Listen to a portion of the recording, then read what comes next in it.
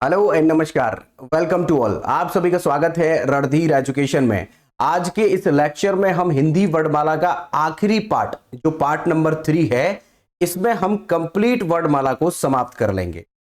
और आप जानते हैं कि वर्णमाला को हमने पार्ट 1 में, जिसमें कि हमने ओवरव्यू सारा आपको समझा दिया था, उसके बाद पार्ट 2 में हमने आपको जो स्वर होते हैं, स्वरों का पूरा वर्गीकरण कर लिया था। आज के में हम व्यंजनों का वर्गीकरण करेंगे और ओवरऑल आपको सारी वर्णमाला का यहां पर निचोड़ देंगे। ठीक है, तो व्यंजनों का वर्गीकरण हो या व्यंजनों की परिभाषा, सब कुछ यहां पर हम कवर करने वाले हैं। आप जानते हैं कि हमारी ये वर्णमाला एसएससी के जीडी के एग्जाम के लिए या उत्तर प्रदेश पुलिस दरोगा के लिए या सीटैट के लिए जो टीचिंग एग्जाम्स होते हैं, चाहे वो आपका सीसेट हो, सीटैट हो, यूपी टैट हो या फिर आपका सुपर टैट का एग्जाम हो, सभी में हिंदी पूछी जा रही है। UP triple S C PET का जो अभी फॉर्म आएगा उसमें भी हिंदी आती है, और सी सेट चाहे वो यूपीएससी का सी सेट हो या फिर एमपीपीएससी का या यूपीपीएससी का कोई भी सीएससी सेट होता है आरएएस टाइप का, तो सभी में ये आपका सी सेट में भी पूछा जाता है हिंदी। आरओ यारो में भी हिंदी आती है, लेकिन उसके केवल 6 टॉपिक होते हैं जो हम आगे कवर करेंगे। ठीक है, तो चलिए शुरू करते हैं और जानते हैं इस वर्णमाला के पार्ट नंबर 3 में हमने आपके लिए क्या क्या रखा है। तो यहां पर पहले आपको हम व्यंजन बताएंगे कि व्यंजन क्या होता है। जैसा कि हमने स्वर के बारे में आपको बताया था कि स्वर को हम स्वतंत्र रूप से प्रयोग कर सकते हैं, लेकिन यहां पर व्यंजनों को हम स्वतंत्र रूप से प्रयोग नहीं कर सकते, क्योंकि एक भी व्यंजन ऐसा नहीं है जिसमें कोई स्वर का प्रयोग ना हो। जैसे हमने बताया आपको क, तो ये क अपने आप में, ये जो क है यह मिलकर बना है क, आधा क होता है हलंत लगा करके, और इसमें आपका जुड़ा हुआ है एक स्वर। तो यहां पर परिभाषा में हमने आपको बता रहा है कि हिंदी वर्णमाला के उन अक्षरों को व्यंजन कहते हैं जिनका स्वतंत्र रूप से उच्चारण नहीं हो सकता, जिन्हें स्वर की सहायता से उच्चारित किया जाता है। ये अक्षर स्वर के साथ मिलकर शब्द का निर्माण करते हैं। जैसे उदाहरण के तौर पर आप देख लीजिए, जैसे क है, जैसे ख है, ग है, घ है। इस प्रकार सभी व्यंजन हम यहां पर कवर करेंगे। तो आपको ये बात समझ में आ गई है कि व्यंजन क्या है, इसमें हमें स्वर की आवश्यकता होती ही है। यदि आप इसे अलग से लिखते हैं, स्वर के बिना लिखते हैं, तो फिर हलंत लगाना आवश्यक होता है। हमने आपको फर्स्ट पार्ट में यह भी बताया था कि स्पर्शी व्यंजन या वर्गीय व्यंजन क्या होते हैं। तो जो हमने आपको उच्चारण स्थान के आधार पर बताया कि व्यंजनों को हमने उच्चारण स्थान के आधार पर 5 भागों में अलग अलग किया था, जिसमें हमने क वर्ग, च, ट, त, प वर्ग, ये 5 वर्ग हमने आपको बताए थे, जिसमें कंठ, तालु, मूर्धन्य, दंत, ओष्ठ होता है। ये पांचों के पांचों वर्ग, और पांचों वर्गों में 5 ही वर्ड आते हैं, first, second, third and fourth and fifth. तो ये पांचों जो हैं वो आपका मल्टीप्लिकेशन होने की वजह से अगर उसका वर्ग करें आपका 5 का, तो 25 होता है। और वहां पर भी आपने देखा नंबर्स भी आपके 25 थे।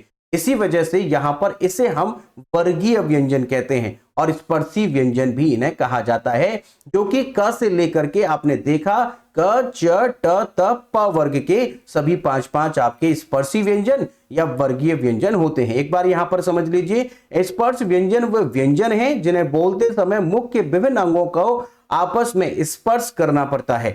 ये बात आपको समझ में आ गई है। अब यहां पर अगर आपको दिखाएं तो अगला पॉइंट हमने यहीं पर लिया है कि इसके कौन कौन से प्रकार है, जैसा कि अभी हमने आपको बताया। एक बार देखिएगा, जैसे स्पर्श व्यंजन 5 प्रकार के होते हैं, वो कौन कौन से, तो देखिए क वर्ग है, क वर्ग में आपने क, ख, ग, घ, ढ। इसके बाद हमने देखा च वर्ग, च वर्ग में च, छ, ज, झ, ऐ, ऐया भी बोलते हैं इसको बहुत से लोग, और इसे बहुत से लोग चुनमुनिया बोलते हैं, ऐसा हम आपको बता चुके हैं। आगे देखें तो ट वर्ग होता है, ट वर्ग में ट, ठ, ड, ढ, ढ। उसके बाद त वर्ग होता है, त, थ, द, ध, न। उसके बाद प वर्ग होता है, जो कि आखिरी वर्ग है, जिसमें प, फ, ब, भ, म।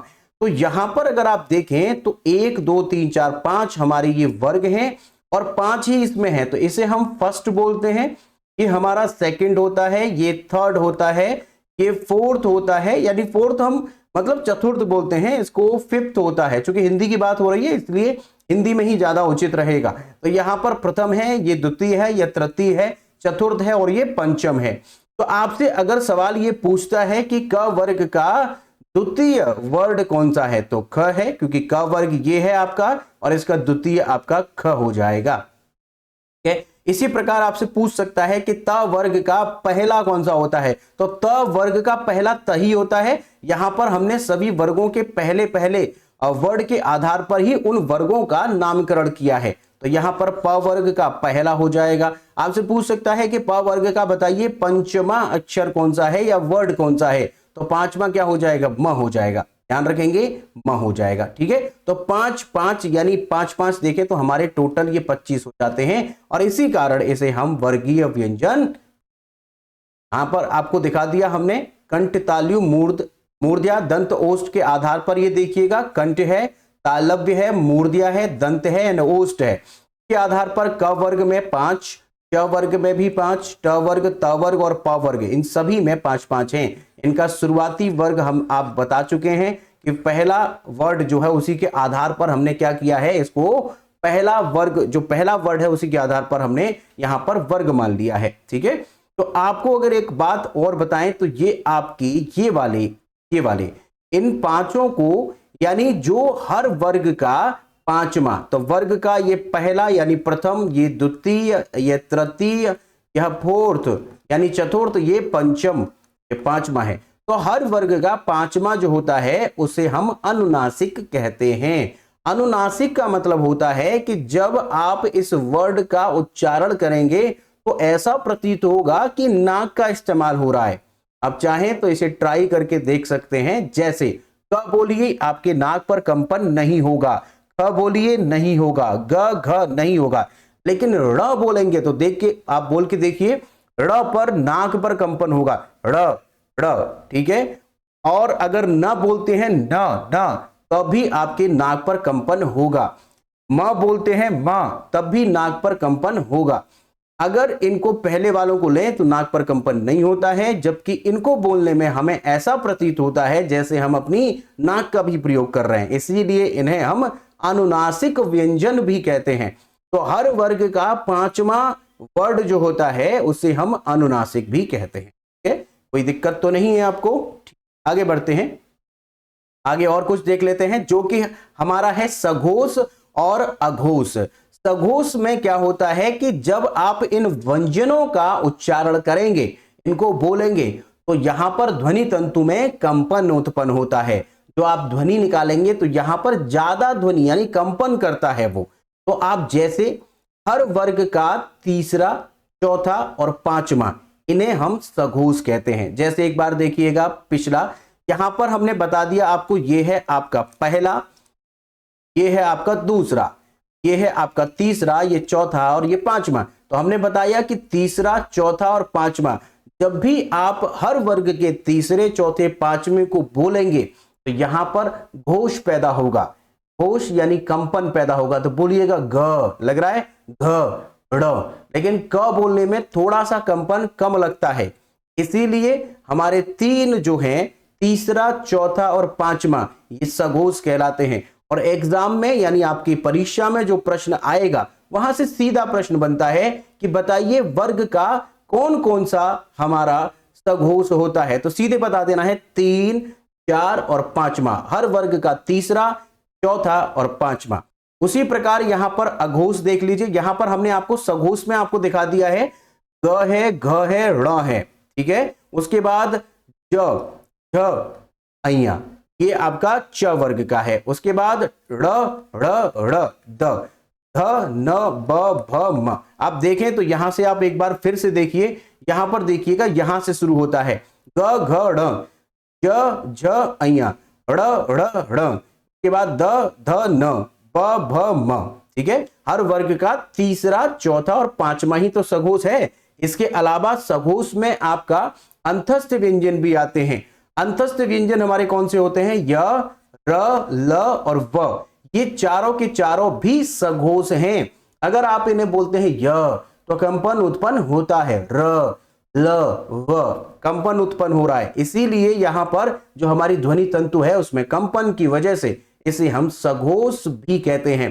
तो हर वर्ग का तीसरा, चौथा, पांचवा और अंतस्थ व्यंजन जो कि 4 होते हैं, य, र, ल, व, ये भी इसमें शामिल है। साथ ही साथ हमारा ह भी शामिल होता है। ह को हम काकल्य वर्ड भी बोलते हैं, तो ये भी इसमें शामिल होता है। तो ह को बोलने में भी आपको लगेगा तो आपको लगेगा यहां पर कंपन। और सभी स्वर, तो सभी के सभी स्वर आपके सघोष होते हैं। आ ई उ। थोड़ा सा ही डिफरेंस होता है, आप चाहें तो इन्हें बोल करके भी देख सकते हैं। तो यहां पर याद रखेंगे कि सघोष में हर वर्ग का तीसरा, चौथा, पांचवा और यरलव और ह और स्वर आता है। उसी प्रकार अब अघोष देख लेते हैं। हर वर्ग का पहला और दूसरा ये अघोष होता है। अघोष में क्या होता है कि कंपन जो होता है वो कंपन नहीं होता या कम होता है। किसके कंपैरिजन में देख रहे हैं आप? तो सघोष के कंपैरिजन में कम होता है। तो देखिएगा, हर वर्ग का पहला यानी क और ख, च और छ, ट और ठ, त और थ, प और फ, यहां पर इनमें कम है। लेकिन जब आप प से आगे बढ़ेंगे, ब, यहां पर कंपन ज्यादा है। ध्यान रखेंगे इस बात को कि पहला और दूसरा ये हमारा अघोष होता है, ठीक है, जबकि उससे आगे वाले 3, 4, 5 सघोष होते हैं। जैसे हमने यहां पर एग्जाम्पल यानी उदाहरण भी लिया है, क, ख, छ, ट, ठ, त, थ, प और फ। साथ ही साथ हमारे जो सघोष के साथ साथ इसमें हम जो हमारे ऊष्मीय व्यंजन होते हैं, जिसमें आप श, श और ह को रखते हैं, तो ह तो चला जाता है सघोष में, लेकिन तीनों श, सीटी वाला, षटकोण वाला और सवाल वाला, ये तीनों सा आपके अघोष का उदाहरण हैं। ध्यान रखिएगा, एग्जाम में यहां से प्रश्न बहुत ही ज्यादा बनते हैं। तो तीनों सा आपके अघोष में आते हैं, जबकि उसमें से एक जो हमारा हा है वो हमारा किस में चला जाता है? सघोष में चला जाता है। आगे बढ़े तो अल्प प्राण और महाप्राण भी देख लेते हैं। अल्प प्राण व्यंजनों के उच्चारणों में कम मात्रा में वायु का उत्सर्जन होता है। जब आप इनका उच्चारण करेंगे तो अंदर से वायु जो आएगी वो कम आएगी। तो हर वर्ग का पहला, तीसरा और पांचवा ये हमारे अल्प प्राण होते हैं। एक बार देखिए इसमें फिर से, ये देखिए ये वाला, इसमें हम बता चुके हैं ये है पहला, ये दूसरा, ये तीसरा, चौथा, पांचवा। हम बता रहे हैं यहां पर कि जो आपका अल्प प्राण होगा वो कौन कौन सा होगा? पहला, तीसरा और पांचवा। हर वर्ग का पहला, तीसरा और पांचवा। तो देखिए, हर वर्ग का पहला, उसके बाद ये तीसरा और ये पांचवा। यहां पर ये पहला, तीसरा और पांचवा। अब यहां पर अगर आप देखें इसको बोल करके, तो ये है क, ये है ग और ये है ण। तो पहला, तीसरा, पांचवा ये अल्प प्राण होते हैं। यहां पर वायु का उत्सर्जन कम होता है, तो क कम हो रहा है, लेकिन ख बोलेंगे तो उत्सर्जन ज्यादा होता है। आपके पेट से, आपके अमाशय से थोड़ी सी ज्यादा हवा आपके बाहर आते हुए प्रतीत होगी। तो देखिए, क बोलिए तो कम लगता है, क्योंकि पहला, तीसरा और पांचवा हमारा अल्प प्राण होता है। लेकिन जब आप दूसरे वर्ड को बोलेंगे, दूसरा और चौथा, तब आपको लगेगा कि ज्यादा वायु आ रही है। तो ख और उसके बाद घ लग रहा है ना आपको, तो आप भी बोल करके प्रयास करिए, तभी आपको ये चीजें याद होंगी। अदरवाइज ऐसे ही करते रह जाएंगे, याद नहीं हो पाएगा कुछ भी, और एग्जाम में फिर भी आप टिक करके आएंगे और उसमें गलत करके आएंगे, क्योंकि आपने प्रैक्टिस नहीं की है। आप प्रैक्टिस करते रहिए। हो सकता है कि लोग आपको जो देख रहे हो कह रहे हो पता नहीं कैसे पढ़ रहा, ह ख फ ऐसे लगने दो, लेकिन नंबर आपका आएगा तो वो भी कहेंगे कि बहुत मेहनती लड़का था। ठीक है भाई, तो यहां पर आपको अघोष और सघोष हमने आपको बता दिया। इसके बाद हमने अल्प प्राण। अब देखते हैं महाप्राण। हर वर्ग का दूसरा और चौथा, जो बता रहे हैं आपको, दूसरा और चौथा ये महाप्राण होता है। इसमें वायु ज्यादा लगती है, वायु ज्यादा लगती है। तो यहां पर अल्प प्राण जो हमने आपको बताए हैं, जो कि हमारा पहला, तीसरा और पांचवा है, साथ में अंतस्थ व्यंजन भी अल्प प्राण होते हैं। आपने देखा कि अंतस्थ व्यंजन सघोष भी होते हैं, अंतस्थ व्यंजन अल्प प्राण भी होते हैं। अंतस्थ व्यंजन कौन कौन से हैं? य, र, ल, व, यही चार आपके अंतस्थ होते हैं, जो कि अल्प प्राण भी हैं और सघोष। अगर महाप्राण की बात करें तो इसमें वायु ज्यादा उत्पन्न होती है, ज्यादा उत्पादित होती है। तो देखिएगा, हर वर्ग का दूसरा और चौथा, जैसा कि हम आपको बता चुके हैं, ख बोलेंगे ज्यादा निकल रहा है, दूसरा वर्ग है। और उसके बाद अगर आप घ बोलेंगे ज्यादा निकल रहा है। इधर देखिएगा, च कम है लेकिन छ ज्यादा है, झ ज्यादा है। तो च आपका किस में आएगा? अल्प प्राण में, जबकि छ आपका महाप्राण में आएगा। तो छ और ये झ आपका हर वर्ग का दूसरा और चौथा आपका महाप्राण में आता है। ध्यान रखेंगे साथ में कि महाप्राण में इसके अलावा और कौन कौन से आते हैं, तो सारे ऊष्म व्यंजन, और ऊष्म व्यंजन हमारे 4 थे, जिसमें तीनों तो श है, श श श और ह, च च और स ह, ये आपके चारों आपके महाप्राण में ही आते हैं। लेकिन आपने देखा था जब आप उस समय पर सघोष और अघोष पढ़ रहे थे, सघोष और अघोष पढ़ रहे थे ना, उसमें आपका अघोष में आता है ह, जबकि सघोष में आता है ह, जबकि बाकी तीनों किस में आते थे, अघोष में आते थे। ठीक है, ध्यान रखेंगे, बार बार रिवाइज करेंगे आप। ठीक है, नासिक व्यंजन और देखते हैं। नासिक व्यंजन हम आपको बता चुके हैं, जैसे नासिक व्यंजन में क्या होता है, नासिक या नासिल व्यंजन या अनुनासिक एक ही बात है। इनके उच्चारण में हवा का मुख्यतः जो होती है वो नाक से प्रवाह होता है। जब हवा नाक से भी निकले, उनका उच्चारण करते समय मुंह का कुछ भाग बंद रहता है और ध्वनि नासिका से निकलती है। वही चीज है जो हमने आपको बताई है कि नाक से भी ऐसा लगेगा कि आप नाक से बोल रहे हैं। तो हर एक वर्ग का 5वां जो वर्ड होता है वो अनुनासिक या फिर नासिक या फिर नासल व्यंजन होता है। यहां पर आप अनुनासिक भी लिख सकते हैं, अनुनासिक। तो अनुनासिक है ये, और नासिक व्यंजन है क्योंकि नाक का प्रयोग होता है। देखा आपने हर वर्ग का 5वां, तो देखिए हर वर्ग का 5वां कौन कौन सा, तो देखिए आपको हमने बता ही दिया है। यहां पर हमने ये जो लाइन आपको बताई थी, ड़ है, अइया है, ड़, न और म, ये सभी आपके नासिक या अनुनासिक हो। ठीक है भाई, आगे बढ़ते हैं। अनुनासिक भी आपको बता दिया है, 5 हैं। आगे बात करते हैं पार्श्विक वर्ड कौन सा होता है, पार्श्विक। तो पार्श्विक को याद करने के लिए आप एक चीज याद कर लें, यहां पर हम आपको बता देते हैं लिखकर, देखिएगा वो क्या। तो 4 हमारे अंतस्थ व्यंजन हमारे 4 होते हैं, जिसमें हमारा य है, र है, ल है और व है।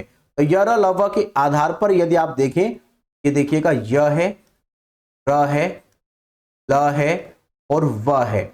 इनमें हमारा ये वाला जो है ल, ये हमारा पार्श्विक होता है, ल हमारा पार्श्विक है, जबकि र हमारा जो होता है उसे हम लुंठित बोलते हैं, लुंठित बोलते हैं। और य और व ये हमारे दोनों अर्ध स्वर की तरह प्रयोग होते हैं। जैसे क्यों होते हैं अर्ध स्वर की तरह प्रयोग, क्योंकि अगर आप ये लिखें महिलाएं, महिलाएं, इसको आप ऐसे लिखते हैं, ये बिल्कुल सही है। आप चाहें तो इसे ऐसे भी लिख सकते हैं, महिलाएं, ऐसे भी लिख सकते हैं। आप देख लीजिए, महिलाएं या महिलाएं, इसमें य की जगह पर आप ए लगा सकते हैं। उसी तरीके से आप व का देखें तो यहां आप कौवा लिखिए। अगर आप इसको ऐसे लिखते हैं तो भी ठीक है, कौआ, दोनों एक ही बात है। तो यहां पर देख रहे हैं वा की जगह पर आप आ का इस्तेमाल कर रहे हैं, तो यानी हम इन य और व की जगह पर ए इस्तेमाल कर सकते हैं और उधर आ इस्तेमाल कर सकते हैं। आपको नहीं लगता कि य जो है और व जो है ये कुछ कुछ स्वर की तरह प्रतीत हो रहे हैं, स्वर की तरह काम कर रहे हैं, इसीलिए इन्हें अर्ध स्वर भी कहते हैं। य और व हमारा अर्ध स्वर भी कहलाते हैं। ठीक है, आप याद रखेंगे, र हमारा लुंठित है, ल हमारा पार्श्विक है। ठीक, आगे बढ़ते हैं। यहां पर आपको इसकी डेफिनेशन दिखा देते हैं, यानी परिभाषा। पार्श्विक वर्ड वे वर्ड होते हैं जिनका उच्चारण करते समय जीभ के किनारे से ध्वनि निकलती है। हिंदी में मुख्य पार्श्विक वर्ड कौन सा है, वो ल है, जैसा कि हमने आपको बता दिया है। ठीक है, आप प्रकंपित वर्ड याद रखेंगे। प्रकंपित वर्ड कौन सा होता है, प्रकंपित वर्ड वे वर्ड होते हैं जिनका उच्चारण करते समय स्वर यंत्र के 2 अंग तेज गति से बार बार एक दूसरे से टकराते हैं, जैसे जिनमें कंपन की स्थिति उत्पन्न होती है। र, आपको लग रहा है र, तो र बोलने में भी आपको ऐसा लग रहा है कि इसमें कंपन हो रहा है, र।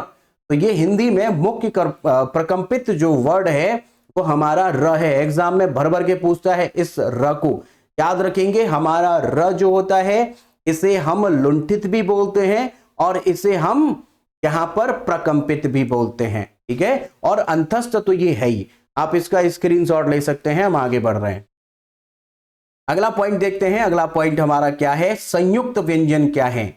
आप जानते हैं कि संयुक्त व्यंजन वे व्यंजन होते हैं जिसमें एक व्यंजन और दूसरा व्यंजन मिलकर के कोई तीसरा व्यंजन बनाए, उसे हम संयुक्त व्यंजन कहते हैं। मतलब कि संयुक्त व्यंजन हमारा 2 व्यंजनों से मिलकर बनता है, और हमारे संयुक्त व्यंजनों की संख्या कितनी होती है, 4 होती है। आपने यदि पहला लेक्चर इसका नहीं देखा है, पार्ट वन जरूर देखिएगा, वहां से आपका फाउंडेशन बनेगा। अब ये थोड़ा हमारा एडवांस चल रहा है, आपको अगर समझ में आ रहा है तो बहुत अच्छी बात है, नहीं आ रहा है तो पार्ट वन जरूर देखिएगा। पार्ट वन देख करके फिर पार्ट टू तब ये देखिएगा तो आपको एकदम क्रिस्टल क्लियर समझ में आएगा। बिल्कुल बेसिक से हमने वहां पर शुरुआत की थी और बेसिक से समझाया था, बेसिक टू एक्सट्रीम लेवल तक लेके जा रहे हैं। किसी भी एग्जाम में आप बैठिएगा, गारंटेड हम कह सकते हैं कि 99% इससे बाहर नहीं जाएगा। संयुक्त व्यंजन की बात करते हैं तो हम आपको बता चुके हैं कि यहां पर दो या दो से अधिक व्यंजन मिल करके कोई तीसरा व्यंजन बनाते हैं।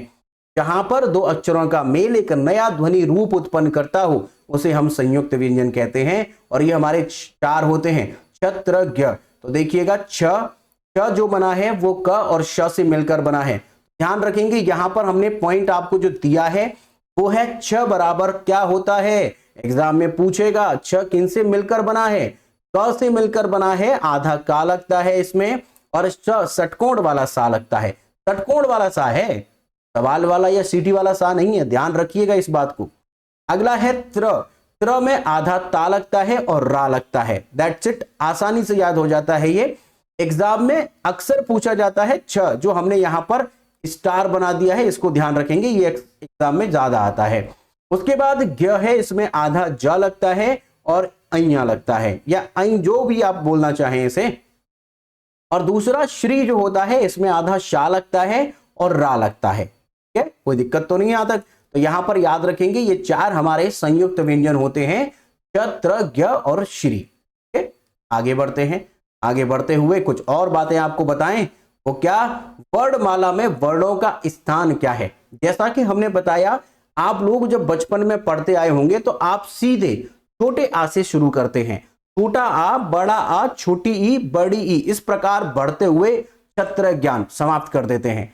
जबकि ये क्रम सही नहीं है, क्योंकि आप जब बचपन में पढ़ते थे तो बच्चे थे और बच्चा ज्यादा चीजें नहीं समझ सकता है, इसीलिए आसानी रूप से उन्होंने ऐसा ही पढ़ाया। लेकिन अब आप बड़े हो चुके हैं, चीजों को आसानी से समझ सकते हैं, इसीलिए तो आप एक्सट्रीम लेवल की चीजें पढ़ते हैं बड़े होने के बाद। तो यहां पर अब आप देखिए कि आपकी जो शुरुआत वर्णमाला की होती है वो छोटे आ से नहीं होती, जबकि वो वर्णमाला की शुरुआत जो आपकी होती है वो ओम से होती है, जो कि आपका प्लुत स्वर आता है। उसके बाद छोटी अंग, उसके बाद बड़ी अंग। तो देखिए पहला हमारा इस वर्णमाला के क्रम में ओम से शुरुआत होती है। वर्णमाला ओम क्या है, प्लुत स्वर है। हमारी हिंदी में इसका प्रयोग नहीं होता, लेकिन समग्रतः पूछे जाने पर मात्रा के आधार पर ओम का प्रयोग या फिर हम कहें त्रिमात्रिक का प्रयोग होता है। ठीक है, उसके बाद छोटी अंग आएगा, बड़ी अंग आएगा, छोटा बड़ा, छोटा ऊ बड़ा ऊ, छोटी, ये सब आपको पता ही है, वो क्रमानुसार आप याद रखिएगा। हमारे 11 जो स्वर इसके बाद आएंगे बड़ी अंक के बाद, वो आपको ध्यान है। इसके बाद अब क से शुरुआत होगी। क के बाद ख नहीं आता है, क और ख के बीच में एक आपका अतिथि आता है, और वो अतिथि कौन सा है, अभी आपने पढ़ा कि जो हमारा छ होता है, ये आपने अभी पढ़ा है ना, छ जो होता है ये हमारा क और श से मिलकर बना है, इसीलिए क के तुरंत बाद छ आता है, न कि ख आता है। ध्यान रखिएगा, पॉइंट टू बी नोटेड। यहां पर देखिएगा क के बाद छ, उसके बाद ख, ग, घ, ढ। हमने यहां पर इसको इस अलग कलर से दिखाया है, ध्यान रखेंगे। यहां पर क के बाद छ आता है, न कि ख आता है। आगे बात करते हैं तो च, छ, ज के बाद चूंकि आपने देखा कि जो ज्ञ आता है हमारा, ये ज्ञ वो आधे जा से और इससे मिलकर बना है अइया से। ठीक है, इसीलिए हमने क्या किया कि ज के बाद इस ग ज्ञानी को डाल दिया है। तो यहां पर इसको भी ध्यान रखेंगे, ज के बाद झ नहीं आता है, बीच में हमारा ये अतिथि आता है। अगला पॉइंट है हमारा ट, ठ, ड, ढ, ण। इसमें कोई इशू नहीं है। आप अगर ये चाहें तो उच्छिप्त व्यंजन जो हमारा होता है, क्योंकि आपने यहां पर उच्छिप्त व्यंजन पढ़ा था कि नहीं, ये वाला, तो यहां पर ये वाला आ जाता है बीच में, और यहां पर ये भी तो पढ़ा था, ये भी। इनके नीचे यहां पर पॉइंट लगा है, ध्यान रखें, पॉइंट लगा है यहां पर, तो ये भी यही क्रम में आ जाएंगे। आगे बढ़े तो त के बाद तुरंत बाद थ नहीं आता है, जबकि त्र आता है। त के बाद त्र क्यों आता है, इसका कारण है, हमने आपको अभी बताया है कि त्र जो होता है आधे ता से और रा से मिलकर बना है, इसीलिए त के जस्ट बाद, तुरंत बाद हमने त्र को डाल दिया है। तो ये भी पॉइंट याद रखेंगे। हमने तीनों अंडरलाइन कर दिए हैं, सर्कल कर दिए हैं। अब आगे है हमारा प फ ब भ म, उसके बाद य र ल व, उसके बाद शी, जो श है हमारा, श सीटी वाला श जो है वो आएगा, और फिर श्री आएगा। क्योंकि आपने पढ़ा कि श्री जो होता है, ये श्री जो है इसमें आपका सीटी वाला सा और रा में मिलता है, इसीलिए हमने क्या किया है कि इसको यहां पर रखा है। ऐसा ही वर्णमाला का क्रम होता है, और इसमें फिर श, फिर श और हा, सबसे आखिर में हमारा हा आता है लास्ट, को हम काकल्य वर्ड भी कहते हैं। शुरुआत यहां से होती है, अंत यहां होता है। टोटल हमारा हमने आपको वर्णमाला का, ये वर्णमाला में वर्णों का स्थान भी बता दिया है। आगे बढ़ते हैं भाई। अर्धस्वर हम आपको बता चुके हैं, जैसे य और व, क्योंकि य और व क्यों, क्योंकि यहां पर हम महिलाएं ऐसे लिखें या ऐसे लिखें, दोनों ही सही होता है। क को हम ऐसे भी लिख सकते हैं, क आ, इसीलिए चूंकि दोनों में हम व की जगह पर आ लगा सकते हैं और य की जगह पर ये लगा सकते हैं, इसी वजह से ये हमारे अर्धस्वर की तरह प्रतीत होते हैं। स्क्रीनशॉट ले लीजिएगा, आपके काम आएगा एग्जाम में। अब देखिए वही चीजें जो हमने आपको बताई हैं, अब इनको एक जगह हमने चार्ट के रूप में लिया है, इसको एक बार आप देख लीजिए। यहां पर आप देखिएगा हमने पहले जो लिए हैं वो अघोष लिए हैं। तो अघोष आप जानते हैं कि पहला वर्ड, यहां पर पहला लिख सकते हैं, यहां द्वितीय, यहां पर ये तृतीय है, तीसरा है, ये चतुर्थ है, और ये आपका पंचम है। तो देखिएगा अघोष जो होता है हर वर्ग का पहला और दूसरा होता है। सघोष में आपका पहला और तीसरा, चौथा और पांचवा ये आपका होता है। ठीक है, तो यहां पर आप देख सकते हैं कि अल्प प्राण में, सॉरी आपका अघोष में हमने ये डाला हुआ है क ख ग घ ढ। तालव्य में देखिएगा च छ ज झ ऐ, उसके बाद मूर्ध्या में तंत ट ठ ड ढ ढ, उसके बाद दंत में त थ द ध न, उसके बाद प फ ब भ म, ये ओष्ठ में हमने डाला है। यहां पर आप देखें तो ये हमारा अल्प प्राण है। अल्प प्राण आप जानते हैं कि पहला और तीसरा और पांचवा ये हमारे अल्प प्राण होते हैं, जबकि ये वाला जो द्वितीय है ये महाप्राण और चतुर्थ ये हमारा महाप्राण होता है। ये लिस्ट हमने यहां पर जो दी है ये वाली लिस्ट महाप्राण की है, और ये वाली लिस्ट आपकी अल्प प्राण की है। तो लिस्ट हमने आपको दे दी है। अनुनासिक आप जानते हैं कि जो हमारे वर्ड अनुनासिक हैं वो सघोष भी हैं, क्योंकि सघोष पांचवा भी होता है। एग्जाम में तरह तरह से प्रश्न बना सकता है, पूछ सकता है कि ये जो अइया है जिसे आप बार बार चुनमुनिया बोल रहे हैं ये आपका क्या है, तो ये सघोष भी है, ये अनुनासिक भी है। ये अनुनासिक या नासिक व्यंजन भी है, ध्यान रहे। ओके, याद रखेंगे। अगर हम यहां पर देखें तो अंतस्थ व्यंजन और अर्धस्वर कौन कौन से हैं, तो इन्हें हम सघोष भी बोलते हैं। य र ल है, और यहां पर ल आपको बता ही चुके हैं, ये आपके अंतस्थ व्यंजन, इसमें व भी होता है अंतस्थ व्यंजन में, बट अर्धस्वर में केवल य और व होते हैं, य और व होते हैं।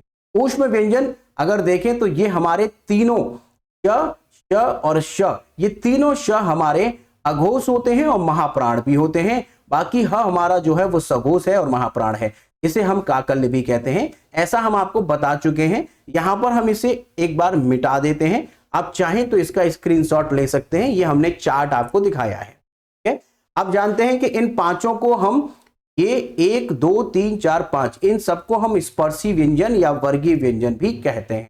अब देखिएगा इसी चीज को हमने फिर से एक बार आपको एकदम क्रिस्टल क्लियर करने के लिए दिखाया है। आप देखिएगा यहां पर हमारे जो ओ है, आ है, ये बड़ा आ है, ई है, बड़ी ई है, ऊ है, बड़ा ऊ है, री है, ए, बड़ी ए, छोटा ओ, बड़ा ओ।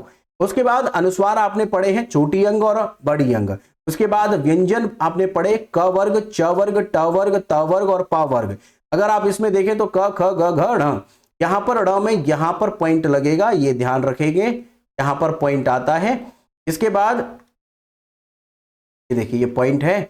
आगे च वर्ग है, च छ ज झ अइया, ट ठ ड ढ ढ। उसके बाद ड़ में यहां पर आपको दोनों याद रखने हैं कि यहां ये भी आएगा, यहां पॉइंट, और ये भी आएगा यहां पर। तथा तदन है। अंतस्थ व्यंजन यर लव आपको बता दिए। ऊष्म व्यंजन श श स ह बता दिया है। संयुक्त व्यंजन जैसा कि हमने आपको बताया, ठ जो है वो आपका क और श से मिलकर बना है। त्र जो है वो आपका त और र से बना है। ज्ञ जो है ज और इस से बना है। श्री जो है श और र से बना है। आगत स्वर जो होते हैं, जब कभी भी किसी भी वर्ड के नीचे नुक्ता लग जाता है, इसे हम नुक्ता बोलते हैं। जैसे ये बिल्कुल नीचे नहीं है, लेफ्ट में हल्का सा पॉइंट लगा हुआ है, ये वाला, इसे हम नुक्ता बोलते हैं। जैसे हमने लिखा क और यहां पर पॉइंट लगाया, ये क्या बन गया? नुक्ता वाला। इन्हें हम आगत व्यंजन कहते हैं। ठीक है, इन्हें आगत वर्ड कहिए या व्यंजन कहिए। क में भी लगा हुआ है, ग में भी। हमारी हिंदी में इनका प्रयोग नहीं होता है। ज है, ज है, फ है, य है, इन सभी में नुक्ता लगाकर हम इन्हें आगत बना सकते हैं। आगत वर्ड हिंदी वर्णमाला में नहीं पाए जाते, हम आपको बता चुके हैं। ठीक है, इस चार्ट का एक बार स्क्रीनशॉट लीजिए जल्दी से, फास्ट। आगे बढ़ते हैं। हिंदी देवनागरी वर्णमाला आपको समझ में आ गई है। अगला कुछ और पॉइंट है, जैसे कि यहां पर फिर से हमने लिया है। यहां आपको ये ज्यादा इंपॉर्टेंट है, ध्यान से देखिए। हमने कंठ में आपको स्वरों का वर्गीकरण बताया था, तो कंठ में छोटा आ और बड़ा आ पढ़ा था, तालु में ई पढ़ा था। तो कंठ में ओवरऑल देखते हैं स्वर और व्यंजन दोनों मिलाकर। अब जानते हैं कंठ में आ जाता है। इसके अलावा क ख ग घ ढ, क्योंकि क वर्ग के पांचों आ जाते हैं। और साथ में ऊष्म व्यंजन जो हमारा ह है और बड़ी अंग, ये दोनों बड़ी अंग, हालांकि इसमें छोटी अंग भी आती है, तो आपको विसर्ग याद रखना है। छोटी अंग और बड़ी अंग दोनों ही इसमें आ जाती हैं, विसर्ग ध्यान रखना है। विसर्ग भी हमारा कंठ में आता है। तालु में आपकी छोटी ई बड़ी ई आती है और च वर्ग के पांचों आते हैं, च छ ज झ अइया, और साथ में य भी आता है। आप चाहें तो एक बार शॉर्ट में याद ये रख सकते हैं कि य यहां पर है, र यहां पर है, ल यहां पर है, और वह सबसे नीचे दंत ओष्ठ में चला जाता है। य र ल व, तो वह हमारा नीचे है, य र ल। इसके बाद मूर्ध्या है, इसमें री आता है। ट या ट वर्ग के पांचों ट ठ ड ढ ढ़, और र आता है और श आता है, षटकोण वाला स आता है। दंत में देखेंगे तो री आता है और त वर्ग के पांचों हैं, त थ द द न, और ल आएगा और सवाल वाला सा आएगा। तो इसमें भी याद कर सकते हैं श श श, और ऊपर फर्स्ट में चला जाएगा ह। इस प्रकार याद कर सकते हैं। आप देखें तो ओष्ठ में देखिएगा छोटा ऊ है, बड़ा ऊ है, प फ ब भ भ म आता है, बाकी इनमें से कोई नहीं आएगा। नासिक में आप देखें तो नासिक में आपका कोई भी यहां पर स्वर तो नहीं है, लेकिन अंग आती है छोटी अंग, यहां पर भी है छोटी अंग, कंठ में भी आती है, नासिक में भी आती है। और ड़, क्योंकि इसे नासिक में क्यों रखा जाता है, इसका कारण है क्योंकि इसमें बोलते अंग नासिक नाक का प्रयोग होता है। ड़ आता है, अइया आता है, ड़ न म, ये आपके सभी आपके नासिक भी कहलाते हैं। कंठ तालुम में आपका ये इस्तेमाल होता है, क्योंकि इसमें कंठ यानी अ है, ए जो है ये आपका ए वाला, इसमें आपका अ मिला हुआ है और ई मिला हुआ है। अ अपने आप में आप जानते हैं कि देखिए यहां पर है कि नहीं, तो आपका कंठ में आता है। ई आप देख ही रहे हैं यहां पर तालु में, तो इसीलिए ये दोनों मिलाकर के शब्द हमने बना दिया है कंठ तालु ए। कंठोष्ठ में आप जानते हैं कि ओ जो है हमारा, इसमें आ मिला हुआ है और छोटा ऊ मिला हुआ है, इसीलिए आप कंठोष्ठ को आप क्या कह सकते हैं, क्योंकि कंठ आ हमारा कंठ है, ऊ हमारा ओष्ठ है, ये देखिए ऊ है, तो कंठ ओष्ठ दोनों को मिलाकर के बना दिया है। दंत ओष्ठ में केवल व आता है, इसका स्क्रीनशॉट लीजिए, बहुत इंपॉर्टेंट है ये, स्क्रीनशॉट लीजिए। ठीक है, आगे कुछ और पॉइंट, जैसे कि स्वर यंत्री या काकल्य कौन सा कहलाता है, तो स्वर यंत्र यानी यहां पर आपके स्वर के यंत्र का ज्यादा कंपन होता है, वही हमारा ह है, इसे काकल्य भी कहते हैं। एग्जाम में कई बार पूछा गया है काकल्य वर्ड कौन सा है, तो ह है। अगला है वत्स व्यंजन कौन सा है, तो स र। इसमें क्या है, दांतों के साथ साथ मसूड़े का प्रयोग होता है, इसलिए इन्हें वत्स कहते हैं। और वत्स में सरल, अब चाहें तो ऐसे भी याद कर सकते हैं कि वत्स सरल हो गया सब कुछ, तो सरल ट्रिक है, तो सरल ऐसे याद रखिएगा वत्स। ठीक है, अगर कोई आपका गुरु है और आप उसके वत्स हैं, ऐसे करके याद कर सकते हैं वत्स हैं, तो ये काम आपके लिए कुछ सफलता पाना सरल हो जाता है। तो सरल, तीनों के तीनों आपके वत्स व्यंजन हैं। साथियों, मुझे लगता है कि आपको यहां पर वर्णमाला बहुत अच्छे से समझ में आ चुकी है, और क्योंकि वर्ण विच्छेद अब हम सीखेंगे, बट इससे पहले बता दें कि वर्णमाला आप प्रॉपर तरीके से समझ गए हैं। 3 पार्ट्स में हमने इसको कंप्लीट किया है, अब थोड़ा सा पॉइंट और रह गए, उसको और कंप्लीट करेंगे। और तीनों पार्ट्स में करने के बाद आपको समझ में आ गया होगा, किसी भी एग्जाम में बैठिए आपका इससे बाहर 99% प्रोबेबिलिटी है कि इससे बाहर नहीं जाएगा। वर्ड विच्छेद करना कैसे सीखेंगे कि एक वर्ड लिखा होता है उसे कैसे अलग अलग हम तोड़ते हैं, वो देखिएगा कैसे। देखिए भाई, आप अगर कमल को तोड़े तो क, चूंकि क जो हम आपको बता चुके हैं यहां पर क आधा है, इसमें आ मिला हुआ है। धन म जो है इसमें आधा है, यहां पर हमने यहां पर दे दिया है, और इसमें अ मिला हुआ है। ल आधा है, अ मिला हुआ है। सिंपल है। कमल को अगर आप तोड़े, वर्ड विच्छेद करें, और एग्जाम में आता है, अंडर एस्टिमेट मत करना इसको, एग्जाम में आएगा ये प्रश्न आपका कि कोई भी शब्द लिखेगा और कहेगा कि इसका वर्ड विच्छेद करिए, ऐसे ही होता है। यहां पर क, चूंकि आप जानते हैं कि हर व्यंजन में एक स्वर छुपा रहता है, तो स्वर हमें अलग कर लेना है। बाकी इनके नीचे हलंत जरूर लगाएंगे, बिना हलंत के गलत होगा। ऑप्शन में देख लीजिएगा, कई कई बार क्या होता है सेम टू सेम लिखा होता है, हलंत गायब कर देता है, हलंत जरूर होगा। ठीक है, कमल आपने देखा। उसके बाद और देखिएगा श्रेणियां। श्रेणियां में आप देख सकते हैं श्र, ये दोनों श और र से मिलकर बना है, इस पर मात्रा आपकी एक ही इस्तेमाल हो रही है, तो ए आ गया। उसके बाद न, न यहां पर आपने नोट किया ये वाला न, और फिर इया, श्रेणियां, और उसके बाद य और आ। आप चाहें तो यहां पर ड़ भी लगा सकते हैं, कोई इशू नहीं है, क्योंकि न भी उसकी जगह पर ही प्रयोग हो जाता है। यहां पर आप याद रखेंगे श्रेणियां का इस प्रकार है। क्षत्रिय देखिएगा तो छ जो है वो दो लोगों से मिलकर बना है, दो वर्डों से, क है और श है, फिर उसमें एक व्यंजन भी है अ। उसके बाद ऋणिया, न, र, ई, या। ठीक है, य जो है इसमें आपका पता ही आपको, इसमें आपका एक स्वर भी जुड़ा हुआ है। आप मार्मिक में देखिए तो म जो है, म आधा है, और फिर आ, यहां पर ध्यान रखेंगे क्योंकि आ की मात्रा है, इस वजह से बड़ा आएगा।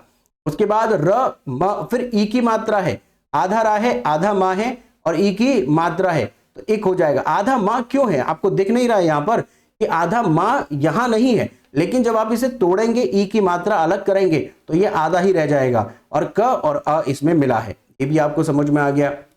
नरमाड़, नरमाड़ में देखिएगा यहां ये जो होता है ना, जहां पर आपका जैसे कृपाड़, तो क्र ये जो नीचे ऐसे ऐसे करके बनता है, ये हमेशा री होता है, रा नहीं होता है। रा जो होता है ऊपर ऐसे उड़ता है, ये आधा रा होता है। ठीक है, ये री है आपका, तो री आप कैसे करेंगे, न री, और उसके बाद ड़ लगाएंगे, आ लगाएंगे और म लगाएंगे, और म के बाद आप बताइए क्या कोई स्वर लगा हुआ है। यहां तो हमने नहीं लगाया, क्यों नहीं लगाया, क्योंकि यहां ऑलरेडी एक हलंत लगा है, इसका मतलब म आधा है।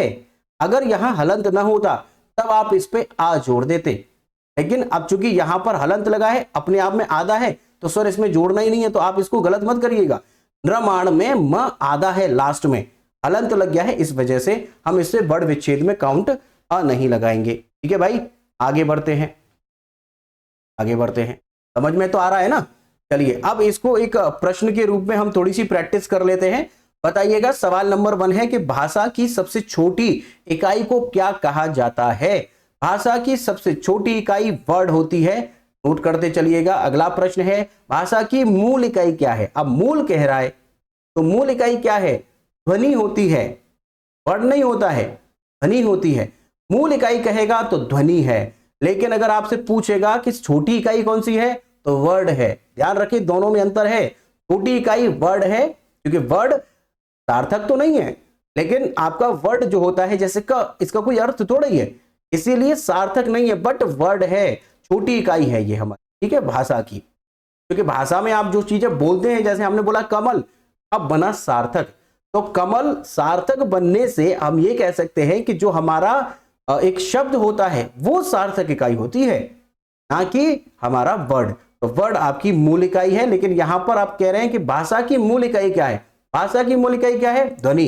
ध्वनि निकलेगी तभी तो आप अ और क और प बोल पाएंगे, अदरवाइज कुछ नहीं। ध्यान रखेंगे, तीनों सवाल अंतर है। भाषा की मूल इकाई कहेगा तो ध्वनि, ठीक है। भाषा की मूल सार्थक इकाई तो फिर आप कहेंगे शब्द, ठीक है। और भाषा की सबसे छोटी इकाई तो कहेंगे वर्ड। अगला प्रश्न लेते हैं। अगला प्रश्न है, वर्डों के कितने भेद हैं। दो ही तो भेद थे, वो दो कौन कौन से, स्वर और व्यंजन, इसके अलावा तो आपने नहीं पढ़े। अगला प्रश्न है, हिंदी भाषा की कुल वर्ड लिपियां कितनी हैं। बहुत ही आसान है, बच्चा बच्चा बता सकता है। 52, 52 है, यहां पर राइट आंसर हो जाएगा 52। कुल कितनी है, 52 ही तो पढ़ी है आपने। अगला प्रश्न है, इस लिपि चिन्हों के क्रमबद्ध समूह को क्या कहते हैं?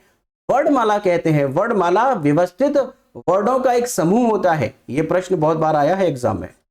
वर्णमाला कहते हैं। कि हमने सारे प्रश्न आए हुए लिए हैं, प्रीवियस ईयर के प्रश्न हैं सारे, आप चाहें तो चेक कर सकते हैं। देखिएगा कौन स्वर नहीं, आप बताना है कि स्वर और व्यंजनों में से, इनमें से बताना है कि इनमें कौन सा ऐसा है जो स्वर नहीं है। तो देखिए आ स्वर है, उ स्वर है, ए स्वर है, लेकिन ब हमारा स्वर नहीं बल्कि आपका स्पर्शी व्यंजन है, वर्गीय व्यंजन है। इनमें से री क्या है? री क्या है बता सकते हैं? व्यंजन है, स्वर है, संयुक्त व्यंजन है, दोनों है, क्या है?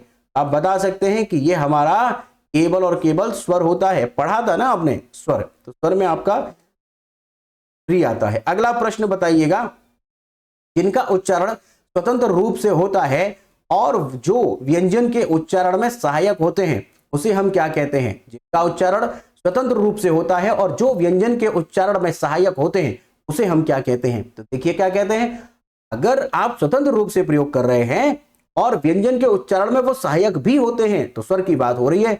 आंसर हो जाएगा हमारा ऑप्शन बी, स्वर होता है। स्वर को स्वतंत्र रूप से इस्तेमाल कर सकते हैं, लेकिन व्यंजन का प्रयोग जब आप करेंगे तो व्यंजन में हमें इसका स्वर का प्रयोग करना ही पड़ता है।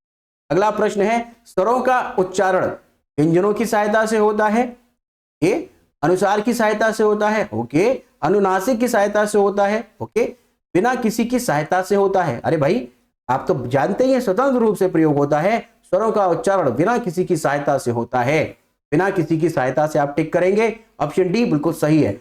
अगला प्रश्न देखते हैं और प्रश्न देखिए हमारा क्या है, जिन स्वरों के उच्चारण में 2 मात्रा का समय लगता है या हस्व स्वर से दुगना समय लगता है उनको कहते हैं।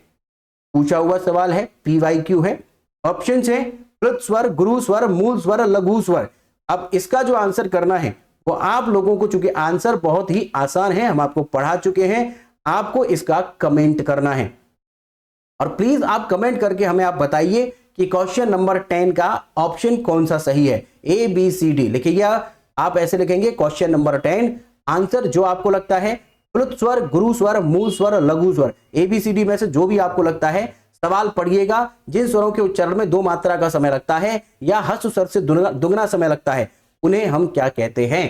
क्वेश्चन का आंसर आप कमेंट करिए, ठीक है।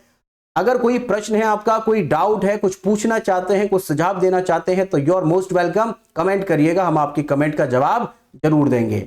अगर आप चैनल पर पहली बार आए हैं और अभी तक सब्सक्राइब नहीं किया है तो सब्सक्राइब करिएगा। टेलीग्राम से जरूर जुड़िएगा। टेलीग्राम पर हर एक करंट अफेयर का PDF हम आपको प्रोवाइड कराते हैं। Daily current affair quiz form में भी कराते हैं। टेलीग्राम पर जुड़ने के अनेक फायदे हैं। टेलीग्राम पर जुड़ने के लिए आप मैन्युअली भी जा सकते हैं।